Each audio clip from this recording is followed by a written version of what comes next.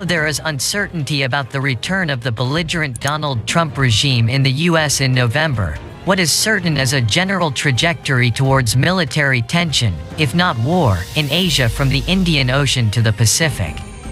Last Friday, the Chinese President Xi Jinping warned that the Chinese people would speak to the invaders in a language they understand, and recalled how the combined forces of China and North Korea defeated the legendary U.S. Army in Korea in 1950–53. On the other side, the U.S. has been building up the Quad military alliance comprising U.S., India, Japan and Australia to resist expected advances of Chinese forces in the Indo-Pacific region. As part of these resistance efforts, the U.S. and India signed the landmark Basic Exchange and Cooperation Agreement or BECA in New Delhi on Tuesday, aimed at facing the perceived threat from China. Hailing the agreement, the U.S. Secretary of State Mike Pompeo said, "Our leaders and citizens see with increasing clarity that the Chinese Communist Party or CCP is no friend to democracy, rule of law and transparency. I am glad to say India and US are taking all steps to strengthen cooperation against all threats and not just those posed by CCP. The US and India are better aligned to protect our democracies and shared values." Referring to the killing of 20 Indian Army personnel in Galwan Valley in a clash with the Chinese Army, Pompeo said the US stands with India to deal with any threat. Last month, Pompeo told a Quad meeting in Tokyo that China had placed 60,000 troops along the Indian border. On India's part, Defense Minister Rajnath Singh said reaffirmed the country's commitment to peace and security in Indo-Pacific region and SAOD its military-to-military cooperation with the US was moving forward very well. He also said India has identified projects for joint development of defense equipment.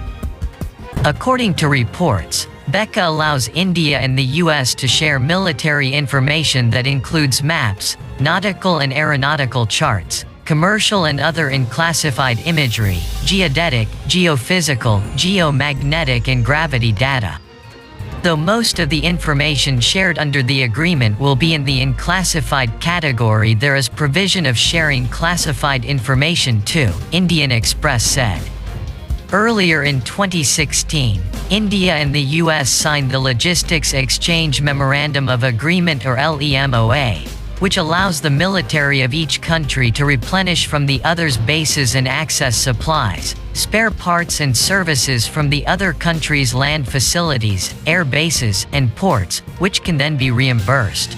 Subsequently, in 2018, the two countries signed the Communications Compatibility and Security Agreement or COMCASA, under which the US would provide India its encrypted communications equipment and systems so that Indian and US military commanders, aircraft and ships can communicate through secure networks in peace and war. Former ambassador and international affairs commentator M.K. Bhadrakumar cautions that BECA could give the U.S. access to highly sensitive nerve center of defense planning and operations in the Indian military establishment. Writing in Indian Punchline, he wonders how our Russian friends would take all this remains to be seen. Will they transfer advanced military technology to India if the Americans have a mole inside our system? He points to BECA's links to the Five Eyes alliance the US, UK, Australia, Canada and New Zealand worked out by the US, which are to share, continuously, currently and without request, both raw intelligence and the end product, that is, intelligence subjected to analysis or interpretation. Early this month, over a weekend, members of the Five Eyes reportedly sat down with representatives from Japan and India. From the perspective of the Five Eyes, India holds many attractions. India possesses impressive intelligence gathering networks. India is also uniquely located bordering Tibet and Xinjiang. India has a long record of monitoring the developments in Tibet. The recent border clashes with China lifted the veil on a shadowy force of ethnic Tibetan fighters who have been trained in India. The Trump administration has made Becca a fait accompli for the Biden administration in case Trump is defeated and Biden takes over. While on the one hand, India has no option but to enter into Becca if it is to bridge the technological gap with China, it is undoubtedly a force multiplier. Some observers wonder if exacerbation of the military standoff with China will help solve the Sino-Indian question, which is broader than the border dispute.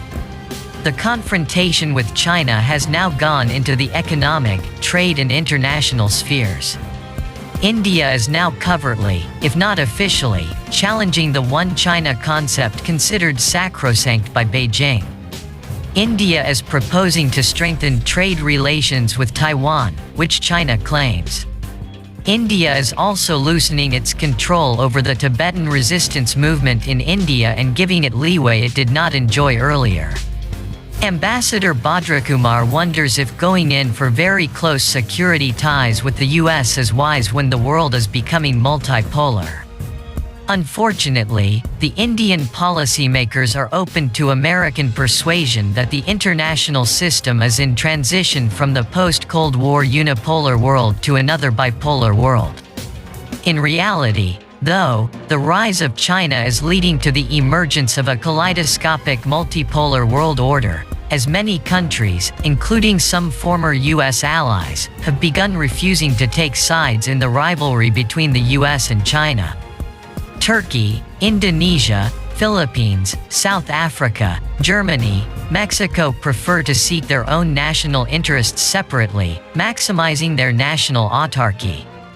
Clearly, attempts to create military spheres of influence or regional economic blocs will not produce enduring results in such an international milieu.